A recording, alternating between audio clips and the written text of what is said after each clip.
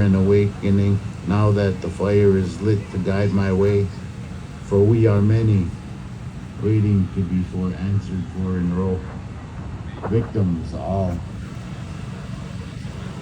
And I put a little caption on the bottom of this poem. Boarding school graduates are not just graduates.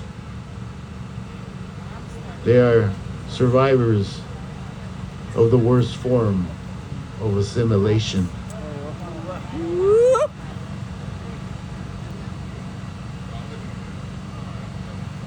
They're still finding our people. And they sent in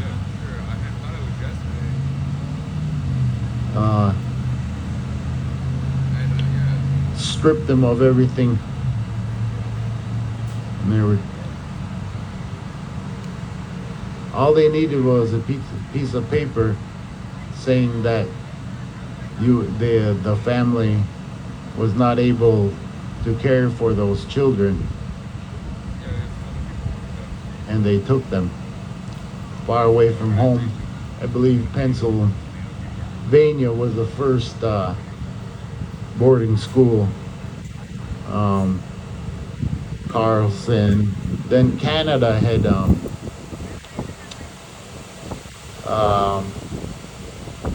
copied what the United States government was doing and assimilated that into their purpose. Deal with the Indian problem.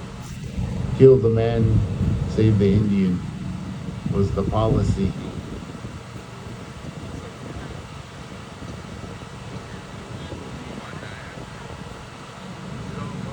That was a really hard poem to write because of the level of emotion, the degree of deceit that was thrown upon the innocents. I feel that in my heart today. But we're here together, and that's important. These are reminders of what you cannot allow. You know, the English language is so versatile that you can say one thing and do another. Policy. The English language.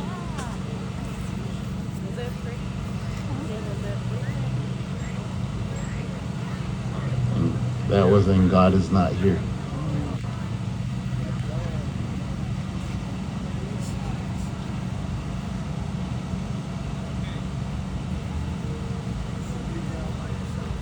Only time.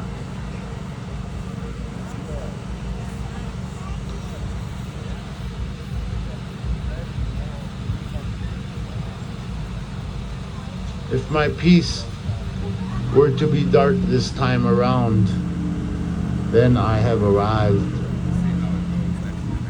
The brilliance of it long since departed, left standing abandoned like a torched out building in an eerily familiar landscape, with all of its remnants vanished like the smoke that was left to linger here.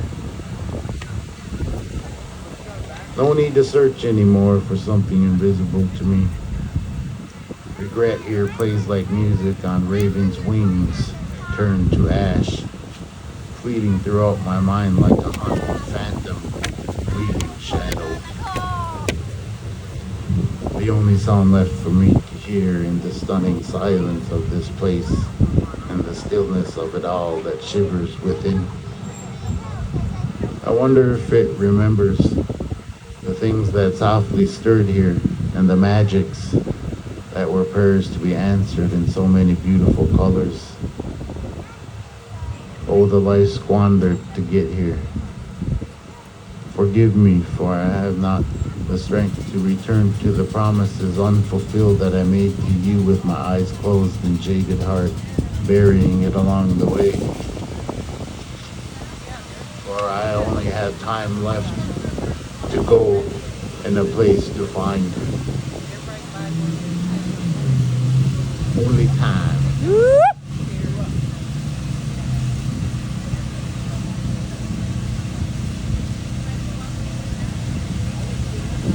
I'm just keep reading until they tell me quit. Grandmother and Soldier Boy. Now this, where I think December 9th, 2016, I wrote this. And we're all out in Standing Rock. I see a few of you out there that were there. And up to that point, man, I was getting ready to mobilize myself if I had to walk. And the atrocity, I mean, we are the only people on this, that the government utilizes the army against. They weaponize themselves against a peaceful people trying to be heard that you're all on Indian land. Why put it here? There's a town to the north. They could have put it through, but they didn't want it in their backyard. So they put it at Standing Rock, and I was there. And just the level of violence against old women and young women and children, those water protectors, was extreme.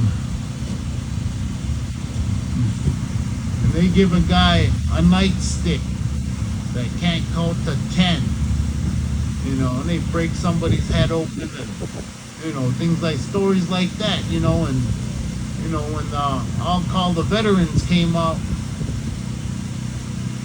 I thought it was a good idea for our Eagle staffs to go out there, and I had our head veterans' blessing to go with those Eagle staffs. Suzanne Mills-Wemm was there. My father, Vietnam veteran. A lot of Vietnam veterans there. But when I came back, I wrote this poem. Getting ahead of myself. So when I got there, I started walking around, and it was beautiful. It was like 36 degrees right in the middle of winter, and eagles overhead. And I was walking down this muddy road, and my jungle boots and all my uniform, and this old woman stopped, this auntie, and she said, "Oh, we're so glad you're here, soldier boy." And all I could do was, and she gave me a hug, and I was kind of, trying to stand up straight there, and but all I could do was cry at that moment and tell her sorry that I'm late. They needed, in order for them to speak, they needed protection of other veterans. And it's in our creed, foreign and domestic. We will protect our people. And whether you're in uniform or not, have the integrity to do so. Protect your people, your loved ones, from that sort of violence. It was shameful of the United States government. But I stood proud in that uniform, keeping that thought in mind, foreign and domestic. And I realized that they are both foreign and domestic. More foreign. So grandmother and soldier boy. And I wrote this and I cried. I had a hard time writing this, and it wasn't just a few short paragraphs, but I cried. I wept because of what I saw. The beauty and the violence. My child, we have clung to the river, women, children, protectors, waiting for you to come, soldier boy. The black snake cavalry is before us, spraying its venom and fiery breath. One by one we have fallen, only to rise again as the sun in great power. It's ceaseless, writhing in fury, fled as the soldier boys came into camp, riding upon the winter's painted war pony, donned with eagle feathers and eagle staffs. His hooves struck the earth, sounding a great drum as he came from many nations. My child, I hold you close, soldier boy, close to my bosom, close to the grandchildren within my heart, close to my twilight, just over the next hill. Let my spirit remain forever in this embrace. Let the river lead you to victory, said Grandmother Standing Rock, the soldier boy.